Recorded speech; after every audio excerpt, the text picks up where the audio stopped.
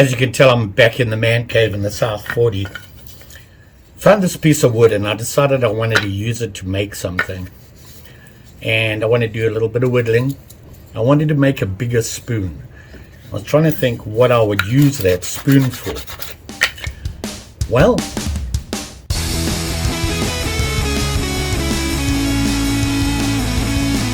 as you know, I'm from Zimbabwe. And growing up there, one of the native meals, traditional native meal, was sadza. South Africa, it's known, in South Africa, the country, it's known as pap. And all over Africa, it's a pretty staple diet. And all it is cornmeal, kind of like grits, but a little different. And that would be the staple diet, and then they would add other things with it, like gravies and things like that, vegetable gravies or sauces, and tradition to sit around the fire and share a bowl of sadza. You would take some, roll it in your hand into a ball and dip it in whatever gravy was there and eat that. Very traditional. When you make sadza, you got to boil the water, put the meal in and cook it. Well, a regular spoon, sadza is really sticky when you cook in it and it's starting to cook. And so you didn't really want a spoon, more of a mixer, a plain spoon without the dip, if you know what I'm talking about. So I thought I'm going to make myself one of them out of this or this. Haven't decided which one yet. Probably going to be this one, the thinner one, and we'll do it there and then see how that works out. I might want to fancy it up a little bit. Why? Because I can. So that's the plan. So I'm going to have to draw it out on here and do a rough cut like I've done on the small spoons, cut it up and get it all nice and clean, and maybe make some traditional African style patterns on it. That's the plan. So I did me a little artistic rendition of what I want to do. Basically, like you can see, it looks like a paddle. It has the paddle here, the handle, and it goes down here. It's very basic and straightforward.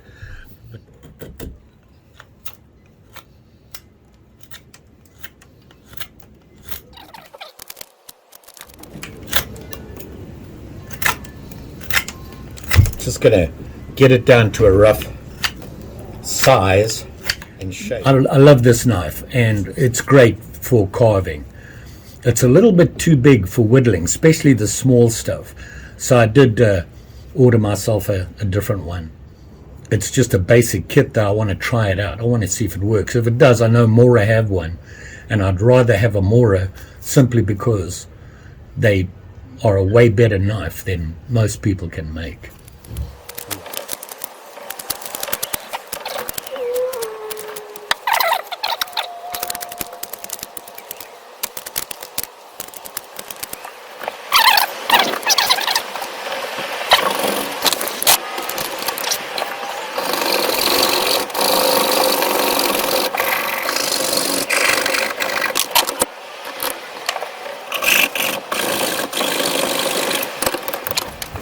So here you see the rough cut, very basic. You get the idea of the shape right now. That'll be rounded off on the here.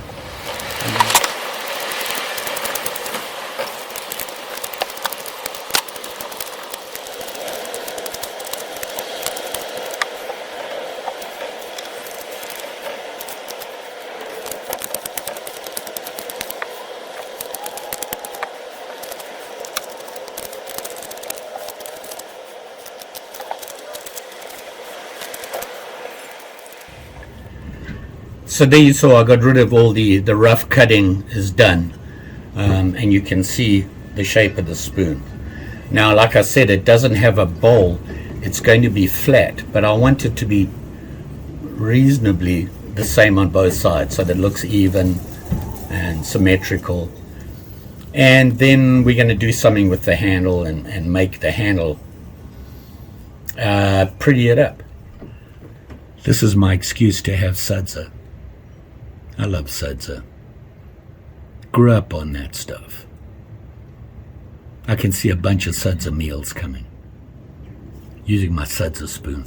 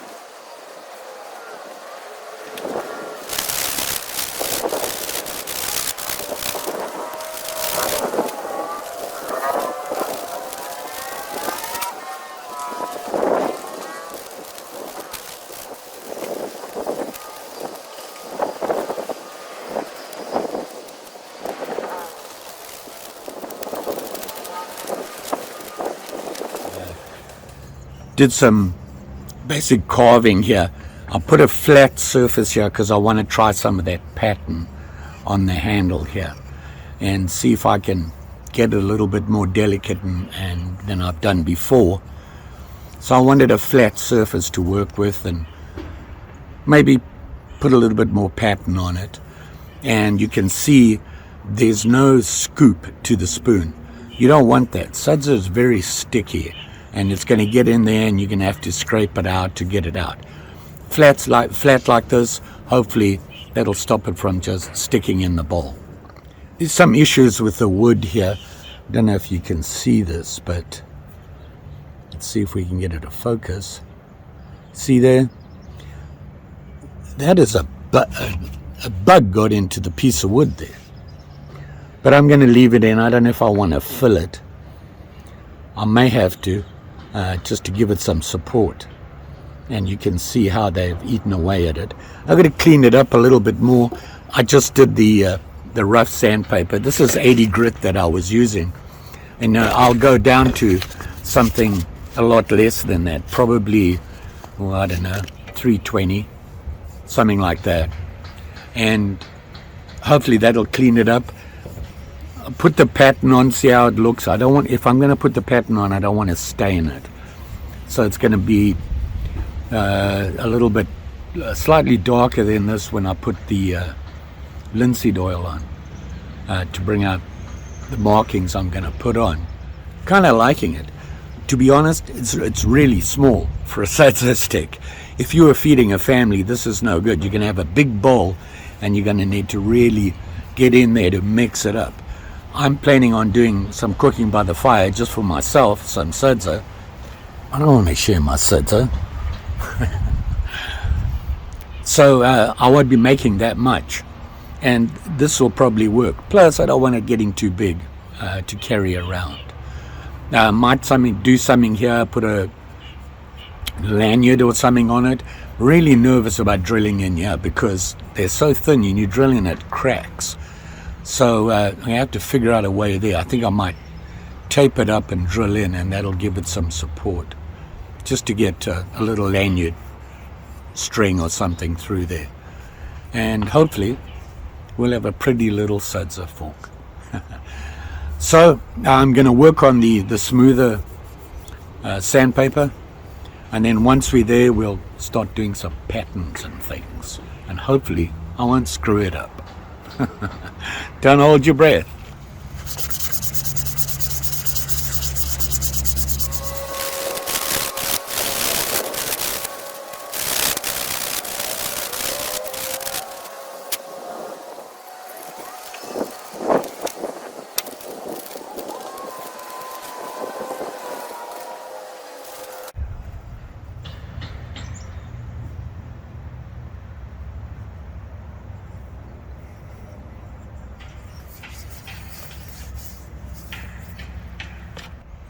gonna put some markings on here. They're not gonna be perfect. Unfortunately, like I was saying, this knife is a little bit big for delicate work, and I'm hoping that I have another knife coming. Well, a little set that I bought on Amazon I want to try out. To give me an idea of how the handles work and that sort of thing. And then maybe later on I'll look to get her a better one. Maybe another Mora short whittler, true whittler. This is more of a wood carving Mora. But we persist. I like doing this. It just really settles me. So I've just put 2 little lines on there.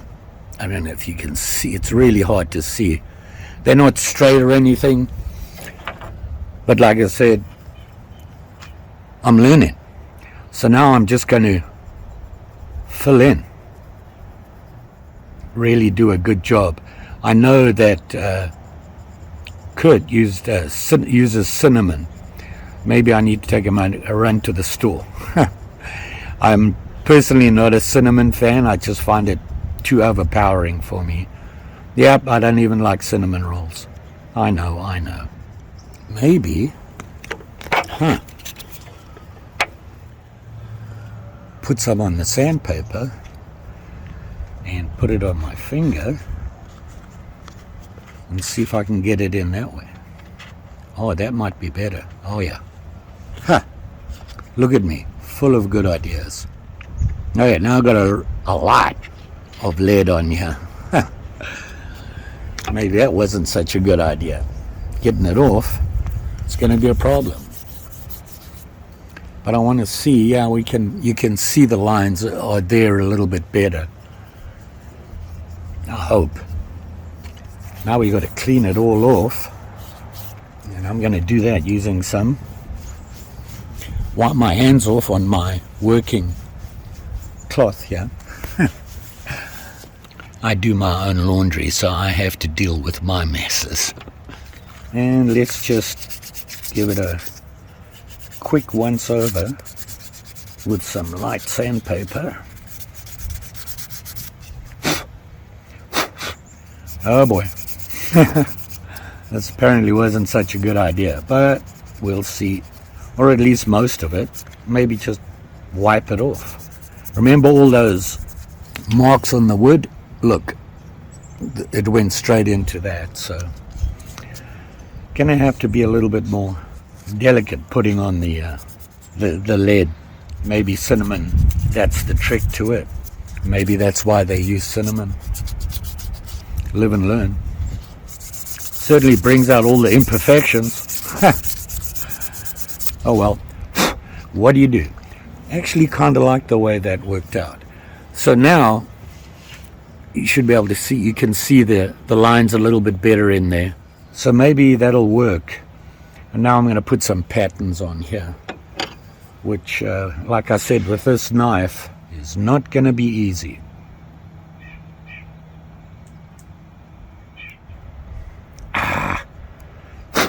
Just what I thought was going to happen.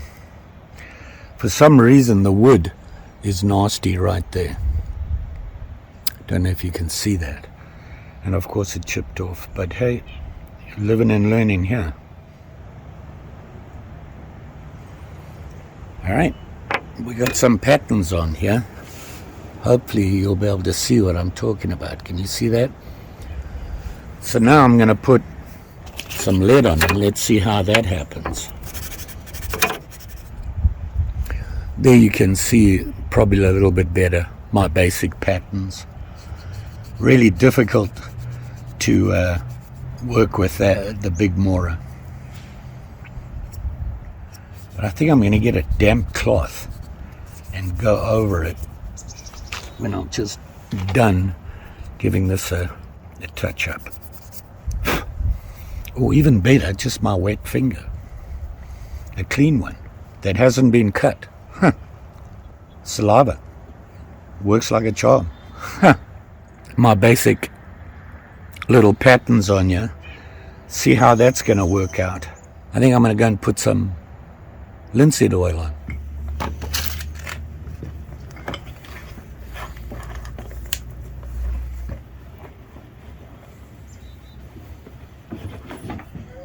I have to drink out of this mug now. Gave away my 2CG cup. Kidding. It's dirty. Need to be washed now. It's lazy. Grab this one. Giraffe. Kind of looks like that.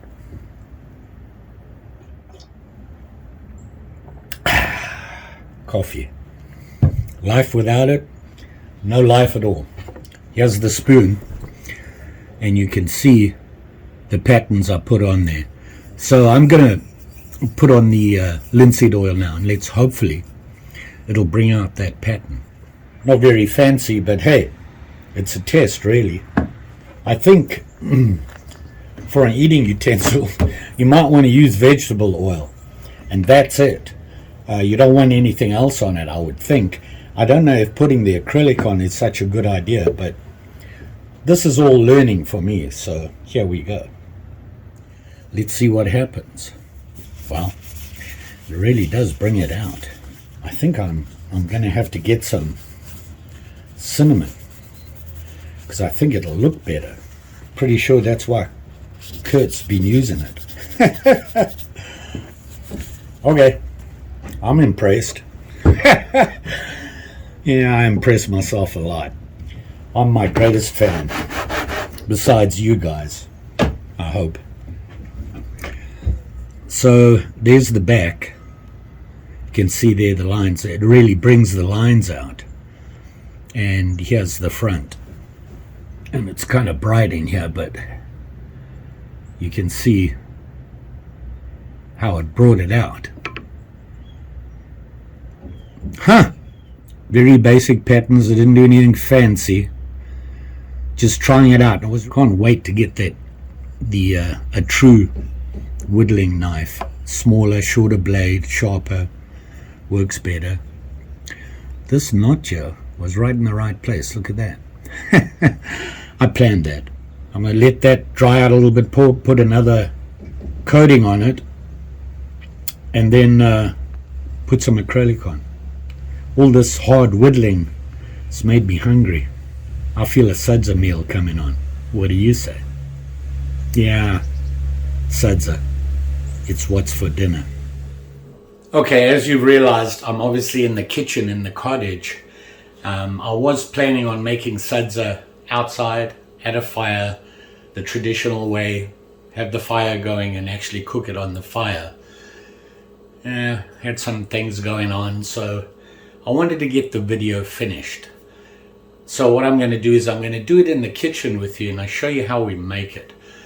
If you've never made Sudza before and it's the first time, it's really easy to screw it up. It's very easy to make, but if you don't do it properly, you land up with little balls of flour uncooked in your meal. So the trick is, Sudza is basically cornmeal, just something like this, corn flour, and you're going to put it in water, mix it at room temperature, just a little bit. You want to make what we call a pup, or like a porridge out of it. Put it on the stove, bring it to a boil, and then let it boil a little bit and start to harden. And then once it does that, you would add more to get the texture you want.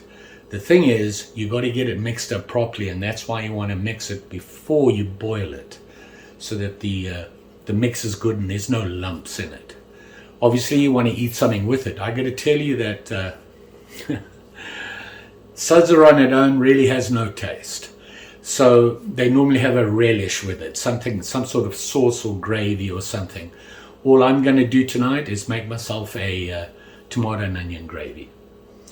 Very basic. I'm not going to make a lot. I'm just going to make enough for myself to make a quick meal so you can see how it's done. And of course, we're going to use my Sudza stick. This is a small one for me, one person type meal for when I'm camping. If I feel like my Sudza fix, I can do it. And it's a fairly small spoon. And I was testing out, like you saw, how to make patterns and everything. So what I'm going to do is I'm just going to go through, mix everything up, put it on there, get it cooked and boiled, and get it ready and the meal prepped. And Then I'll show you how traditionally we ate it, which was with your hands, no utensils. So I've had it on the pot on the stove, and you've got to keep stirring it. You don't want to just leave it there to boil. This stuff thickens pretty good, and it'll get stuck on the bottom of the pot if you're not paying attention. And I'm chopping up the onions and tomatoes and getting ready to make my tomato and onion gravy. So I'll do that quickly.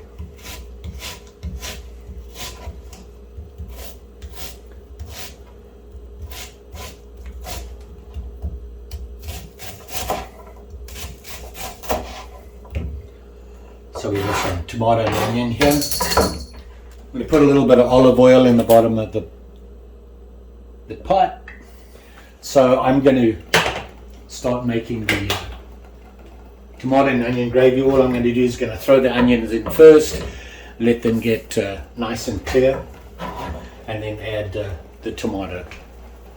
And we'll just cook it up, throw some spices in there, and have us a little tomato and onion gravy to have with the suds. Here you can see it was just a porridge, a very sloppy porridge. As it heats up like this and begins to boil, it's going to get more solid and stiffer. So you just want to keep stirring it up. Like I said, you don't want to get it stuck to the bottom of your pot there. And I have the onions just going there. Add a little bit more. So you can see here how the suds is starting to form into a lot stiffer from that porridge as it gets to cook. Flicking it around here. Now I'm not going to be adding a lot more to this.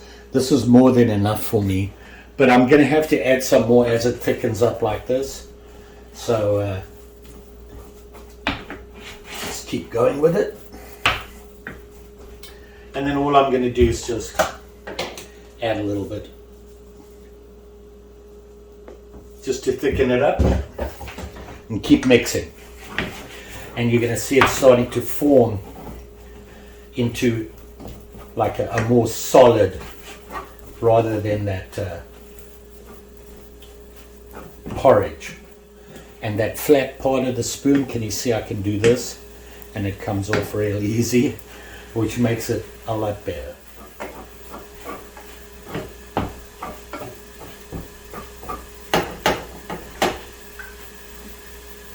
And just keep stirring it up. He says, stealing a piece, not cooked properly yet. And just keep working it. And you can see it sticks together. Can you see that? It's actually forming its own little ball. If I want to, I can form the ball on it.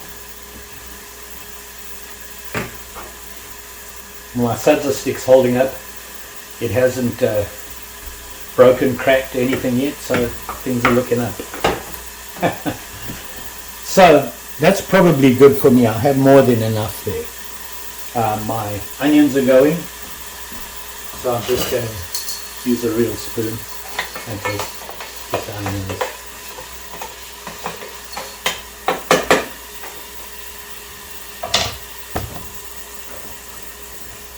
And of course, just keep the salsa going. It's probably good right now. You can see it doesn't take a lot, and you can see it's formed. So I'm just going to let that sit, and we'll get our gravy going. Tomato in here.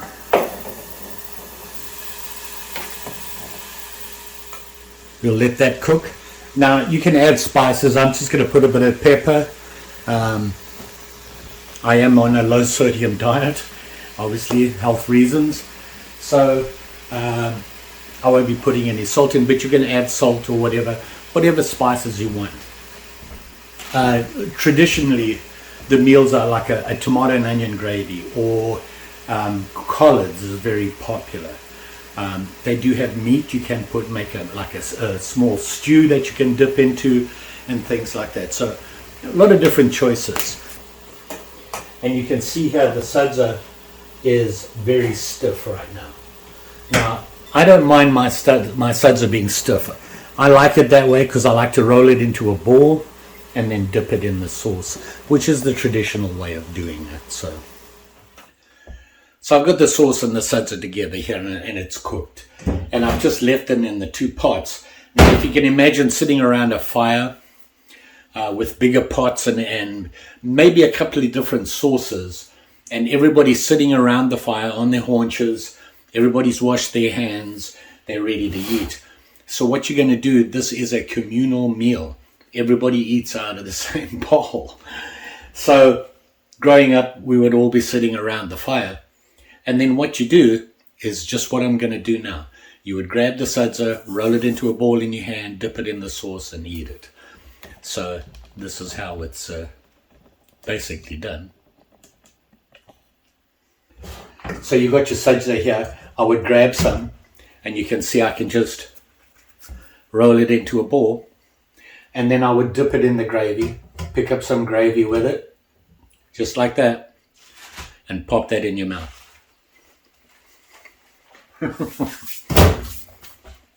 Obviously, the sudsy is the staple of the meal. There is no taste to it. It's more of a filler than anything else, I think. I'm sure it has good qualities to it. But the tastes and everything, the flavors all come from the different sauces. So sometimes you would sit down and there would be 2 or 3 different sauces where you could switch between. So I'm hungry, so I'm going to make another ball quickly. Just like that. Roll it up. And you can see it doesn't even stick to my hand. So there it is there. And I'm just going to take it and swipe up some gravy or sauce or whatever you want to call it and pop it in my mouth. Like that. A staple African diet. Don't forget, like, share, subscribe. You know the story. Pretty sure I'll be back with something else. The sudsy stick worked. Remember I was telling you how the sudsy sticks? And that's what happens. But if you don't have a scoop or a dip in it or anything like that, it's really easy to get off, and it washes off easily with water. We'll just take the sudsy off. So a typical sudsy stirring spoon. Basically, traditional version of this. But hey, memories from home. You all be careful out there. You be safe. And thanks for watching. Take care now, and I'll see you again soon.